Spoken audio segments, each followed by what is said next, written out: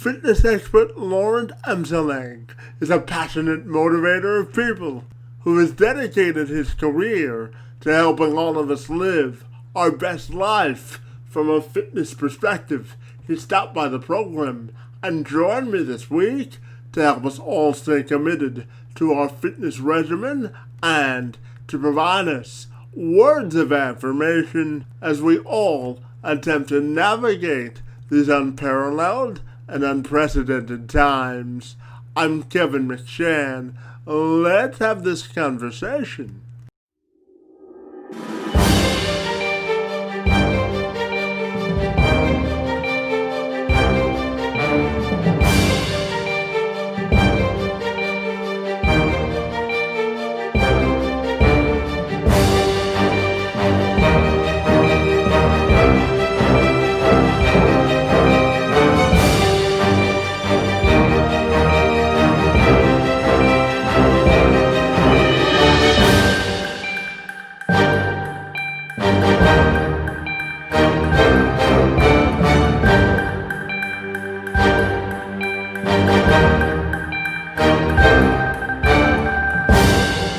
If you're ready, Lawrence, we'll welcome you to the show, and we're excited to chat a little fitness with you this afternoon. Thanks so much for being here.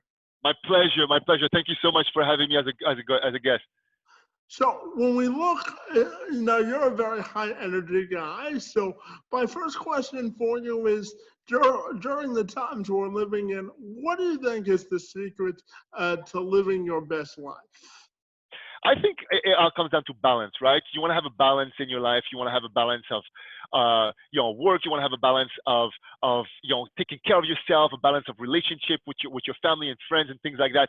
Now, I got to tell you, I'm guilty right here because I'm still I struggle from time to time with that. My wife keeps reminding me of that all the time. But I think it comes down to creating this balance. You want to be healthy. You want to also have some time to spend with your family. You want to have some time to do your work properly and things like that. So I think if we had to come with one word, to kind of generalize how you should live your life, I think it's all about balance. You know. And how do you think we achieve that balance? I know it's a loaded question, but I'll pose it to you and see what you have to say. It's tough. I think it comes down to, okay, what are the priorities, right? What is the priority, and how do you make one happen using the other?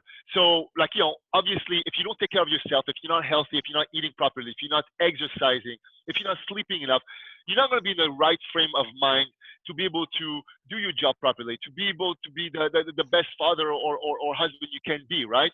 So I think one kind of leads on the other. One depends on the other to make it happen.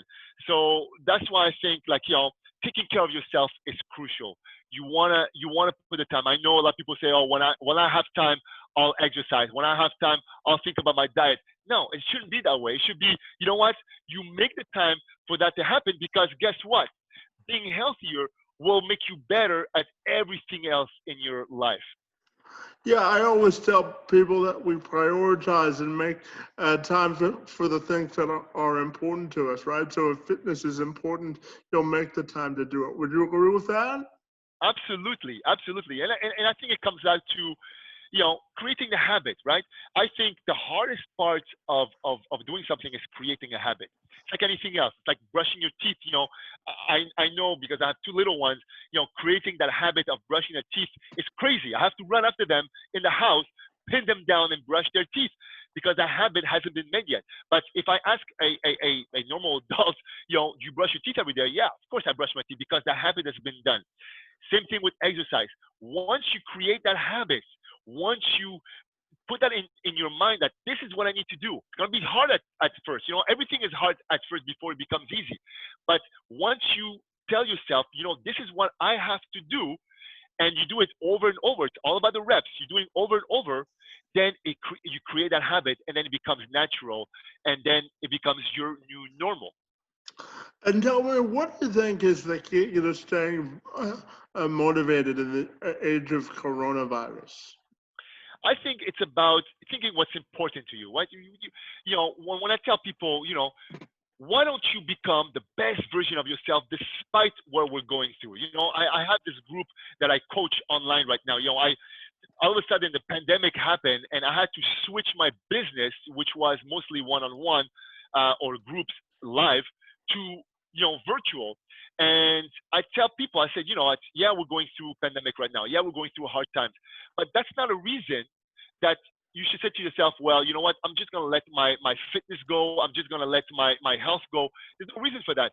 I have people today that are doing my course that are in better shape now than they ever were before. I have people in my group that are following what I'm doing and the program that I'm doing, and that are stronger and leaner than they ever were before the pandemic happened.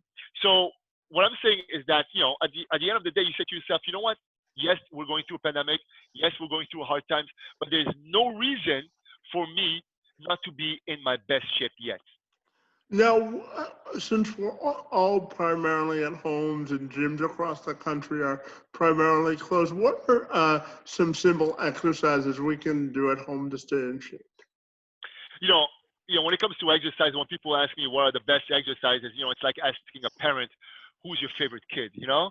Uh, it's hard to choose, like, different exercises, like, the best of exercise, because to me, there's so many that are so different, are important. But like, if you had to choose three exercises that people could do easily, the first one would be the plank. The plank is an exercise that is great for the core. So basically, you go on your elbows, you go on your toes, and you stay in a parallel position on the floor. This is a fantastic exercise that will work on your core muscles, and the golden, or if people ask me, well, how long should I hold it for? The golden number is 2 minutes. If you could bring it to 2 minutes, you have a strong core. Obviously, you start slow. If it's 10 seconds at the beginning, then just do 10 seconds. Then every time you do it, just say to yourself, you know what? I'm going to add 2 more seconds each time until you get to 2 minutes. I'll give you an example. I have this gentleman, 70, I think he's 74 or 75 years old. I started with him just before the pandemic began. He was a semi-professional basketball player back in his youth, and now when I met him, he had trouble with his balance. Like, he was hunched over because every step he took, he had to be careful because he was scared of falling. I tested his plank. He was barely able to do 20 seconds. Today, I started with him, I think, in February. Today, he's able to do 1 minute and 35 seconds nonstop. And every time we do it, he adds another 5 seconds to his plank until we reach that 2 minutes plank. So, that's one of my favorite exercises is the plank, because it really works on the core. Another exercise that I like is the squat. Okay, and you could do that simply on your chair. I'm just going to show you over here since we're here, Kevin. So you just go up, you go down into a squat position. I have a chair right here. I don't know if you could see it, Yep. and then you just go down into your squat. Now, if this is too hard of an exercise, what you could do is what I call a leg extension. You just bring your leg straight and then just do that like this. You make a muscle on the leg and then relax. Make a muscle and relax, okay? This is if whatever reason you cannot do a squat. A lot of people, have different issues. They can't do a squat. Leg extension would be a great exercise that you could do. Dips also is a different one. Dips is you put your hands on the chair right here, and then you just lift yourself up in a dip position, just like that. Working on the arms. It's a great exercise that you could do at your office, on your desk. You don't need any equipment. So if you had to ask me three different exercises that people could do, I would say these are three great exercises where you would work on your arms, your legs, and your core. Now, as you know from doing your research on me, I have cerebral palsy. So I'll ask this next question. Some of what you just showed us, people with disabilities can do as well. But I'm wondering if there's anything specific that you would recommend for someone with physical disabilities. Yeah, when it comes to, like, when I have a client that comes to me, everybody has something different, but I always say, you know what? There's always something that you could do. You know what I mean? there's like I believe that everybody like that is motivated, that will say, you know what, I will not stop at anything regardless of how they were born, regardless of the physical disability that they have or the physical ability that they have. There is something you could do. You just have to find what works for you. You know, the body is meant to move. Regardless of how you move it, you will yield some benefit. Doesn't matter. It doesn't have to be with the squat. Doesn't have to be with the planks. It just has to move. And once again, like, you just have to see what your physical ability is, and whatever that is, you just make it happen. Just make it happen. Now, I'm a big believer in words of affirmation and making sure that I exude positivity in anything that I do. And I'm wondering how important you think those are when it comes to a fitness perspective. I mean, absolutely. I mean, it's super crucial. And a lot of times, unfortunately, we could be our worst enemies, right? We could drag ourselves down, like, just think to yourself, you know what, this will never happen. I will never be in shape, or this project will never come to fruition. Sometimes we are the ones that push ourselves down. But you know what? If you keep telling yourself that yes, I can do this, I can be in the best shape of my life, regardless of how I was before. If you keep reminding yourself of that, and you do the work that you need to do, because you got to do the work at the end of the day, then there's no reason why you shouldn't achieve those goals. So it's about just kind of like rewiring your brain into believing that you can make it happen. Does it happen overnight? No. Is it going to be hard? Yes. But you know what? At the end of the day, it's going to be worth it. Every little thing that you do is going to achieve a bigger result. Little by little, something small becomes big. So you start with that small thing. You believe in yourself, saying that, you know what, it's going to happen regardless of what you want to achieve, whether it's starting a company, whether it's starting a family, whether it's like getting in shape, or getting ready for a marathon. Just tell yourself, I'm going to make this happen. And once that happens, then you start with a new goal. And that's how you keep going. That's how humans are. We always have to challenge ourselves. Now, first, we have to believe in ourselves, saying that, you know what, I can make this happen. And I know that outside of the fitness world, you're a big believer in community service. And I'm just wondering what motivates you to do that, and what would be your message to people that still want to contribute from a community service standpoint at this time? Yeah, I love doing things. You know, Helping people is always been my passion. Like, before the whole pandemic started, I was involved with a organization called Miriam's Kitchen, and Miriam's Kitchen is an organization that helps, you know uh, basically, homeless people, provide them healthy meals. At least one healthy meal a day, whether it's a breakfast or a dinner. And I enjoy that so much. And giving to me now has become better than receiving. I'm not I don't like to receive things. I don't need anything, but just looking at the joy of someone getting something, to me, brings me more pleasure. So I said to someone, like, just think about something that you really enjoy, that you really believe in, that is close to your heart, and get involved with it. First, I mean, make sure that you stay safe doing it. During these times, make sure you're safe, but make sure that there's something that you really enjoy, and pour yourself in it. Give a couple hours a week of your time, or whatever it is that you could give in order to make that happen, right? So I strongly believe that giving is the most powerful thing, and giving always comes back. So to me, like, go find something that you really enjoy. There's never a right time for anything. I believe in that, Kevin. There's no right time. Like, a lot of times you say to yourself, "Oh, when I have more time, I'll volunteer. When I have more time, I'll help this person." Or there's no right time. You just say to yourself, "You know what? You put in your calendar. I say tomorrow I'm going to start putting things together where I'm going to make this happen," and you just make it happen.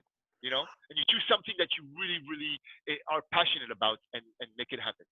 Absolutely. Now, I know that you live in Washington now, but I also know that you have Canadian roots. So I'm wondering, if you could share a little bit about your fondest memories about growing up in Canada and your roots here north of the border. Yeah, like so basically I was born. I'll give you the whole backstory. I was born in Africa. I was born in North Africa in a country called Morocco and in Casablanca. And when I was about 5 years old, my family moved to Montreal, Canada. So we went from basically tropical weather to Arctic weather. If anybody knows the weather in Montreal, it's freezing.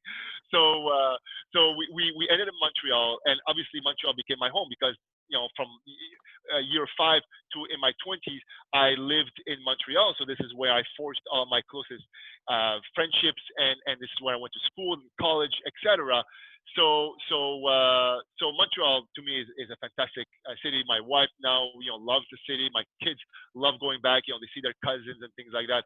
It's just home to me. It's you could live somewhere for a very long time. I've been in the Washington D.C. area for a very long time, but there's something that is said going back home where you grew up, where it's familiar, where you have your best friends, where you have your family, your parents. My parents are still there. My sister is there.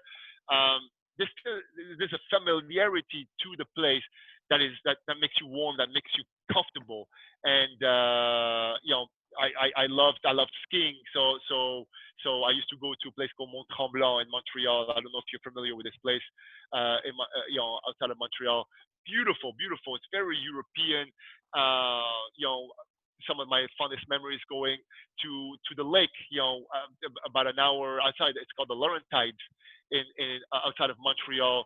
It's beautiful lake and the houses around. In the middle of the winter, you can walk on the lake. You have the fireplace going.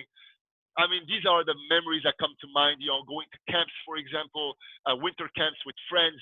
In the middle outside of Montreal, like in the middle of nowhere. The skiing. What do you call it? What do you call those engine motor on snow? Those snowmobiles, snowmobile, Snowmobiles, yeah. snowmobiling and skiing and ice skating. I'm a big hockey fan. Montreal Canadiens is still in my heart. Even though I live in the DC area, we have the Capitals here, but the Montreal Canadiens are still like in my heart basically. So I love hockey and I love skating when I have time to go skating. So these are the funnest memories I have of Montreal. My first Okay. jobs were in Montreal, so I could go on and on about Montreal. Yeah, thanks so much for sharing. And I guess my final question for you is anyone who's watching this who may need a little bit of motivation to stay committed to their fitness goals, what would you tell them? I tell them, listen, you just take it one step at a time. A lot of people see fitness as this huge endeavor. Oh my God, I gotta go to the gym 2 hours a day. I gotta eat grass for the rest of my life. I cannot do this. It doesn't work this way. It's about doing one simple step. Today, start with, you know what? I'm going to drink one extra glass of water. Tomorrow, I'm going to sleep a half hour more. You know what I mean? The next day, I'm just going to start with one exercise. It's about just doing that one simple thing that will snowball into bigger things. I'm a strong believer in that. You don't change your body by just saying to yourself, "Oh, I'm going to go to the gym and then for 2 hours every day, I'm going to cut my calories down. I'm just going to eat like you grass for starting today." No, because you're not going to stick with it. You want to let your brain kind of get into it, and in order to do that, you got to go slow. Start with one simple little thing. One simple thing that will make a huge difference over time. It's one thing that leads to another, that leads to another. One day you wake up, you're like, huh, I feel better today. What if I did this? And then you do that, and you're like, oh my God, my arms are getting tighter. What if I did that? Wow, I fit better in my shirt. Right? And then one thing leads to another. That's how I run my programs, my online programs, is we go one simple step at a time, and then you get the results. Fantastic, Lauren. I want to take a few minutes to thank you for joining me to share some fitness best practices. I really enjoyed the conversation and I want to thank you for your time this afternoon. No, Kevin, thank you so much for your time. And I really invite, like, your listeners to join me for free in my daily classes, I could send you a link for that, and I would love for them to join me just as a token of appreciation for having me on your show. I truly appreciate it. Fantastic. Yeah, feel free to send me the link and we'll make sure to blast it out when we post the video, okay? Thank you so much, my friend. I truly appreciate it, and thank you for the listeners as well. Have a great day and thanks for your time, You okay? too. You too, my friend. Bye-bye. Bye. Good job, buddy.